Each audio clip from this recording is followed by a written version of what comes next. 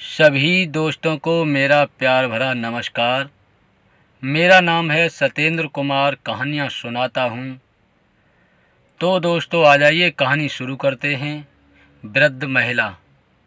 जोधपुर की एक चर्चित दुकान पर लस्सी का ऑर्डर देकर हम सब दोस्त यार आराम से बैठकर एक दूसरे की खिंचाई और हंसी मजाक में लगे ही थे कि एक लगभग 75-80 वर्ष की बुजुर्ग महिला पैसे मांगते हुए मेरे सामने अपने हाथ फैलाकर खड़ी हो गई। उनकी कमर झुकी हुई थी, चेहरे की झुर्रियों में भूख तैर रही थी, नेत्र भीतर को धसे हुए किंतु सजल थे। उनको देखकर मन में न जाने क्या आया कि मैंने अपनी जेब से सिक्के निकालने के लिए डाला हुआ हाथ वापस खींचते हुए उनसे पूछ लिया, दादी जी लस्सी पिएंगी? मेरी इस बात पर दादी कम अचंभित हुई और मेरे मित्र अधिक, क्योंकि अगर मैं उनको पैसे देता तो बस 5 या 10 रुपए ही देता, लेकिन लस्सी तो 30 रुपए की एक है। इसलिए लस्सी पिलाने से मेरे गरीब हो जाने की और उस बूढ़ी दादी के द्वारा मुझे ठगकर अमीर हो जाने की संभावना बहुत कम बढ़ गई थी। दादी ने सकचाते हुए हामी भरी और अपने पास जो मांगकर जमा किए हुए 6-7 रुपए थे वो अपने कांपते हाथों से मेरी ओर बढ़ाए। मुझे कुछ समझ नहीं आया तो मैंने उनसे पूछा, ये किस लिए? इनको मिलाकर मेरी लस्सी के पैसे चुका देना बाबूजी।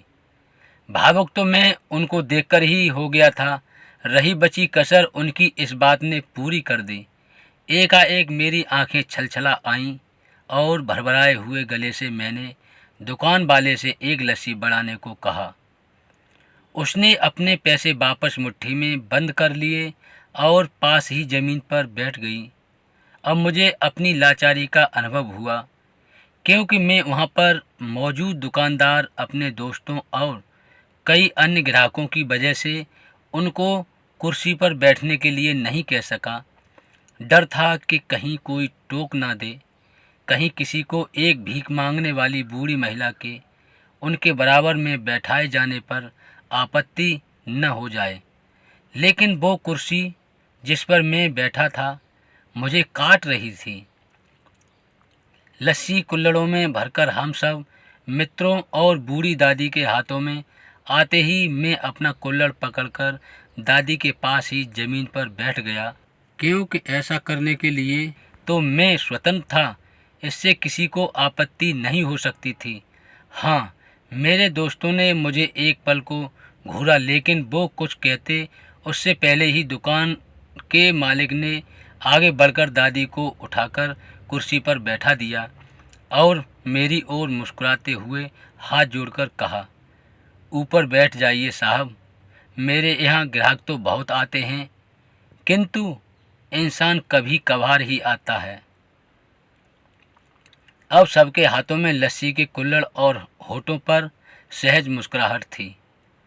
बस एक वो दादी ही थी जिनकी आंखों में तृप्ति के आंसू, ओठों पर मलाई के कुछ अंश और दिल में सैकड़ों दुआएं थीं।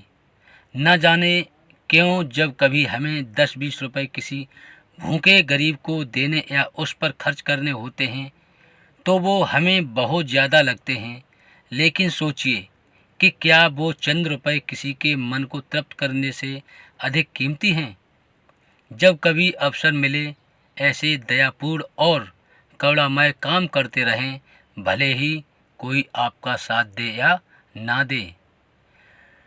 दोस्तों, कहानी कैसी लगी कमेंट के माध्यम से अवश्य बताएं, लाइक शेयर करें। अगर आपने चैनल को सब्सक्राइब नहीं किया है तो मेरे प्यारे दोस्तों चैनल को सब्सक्राइब ज़रूर करें। धन्यवाद।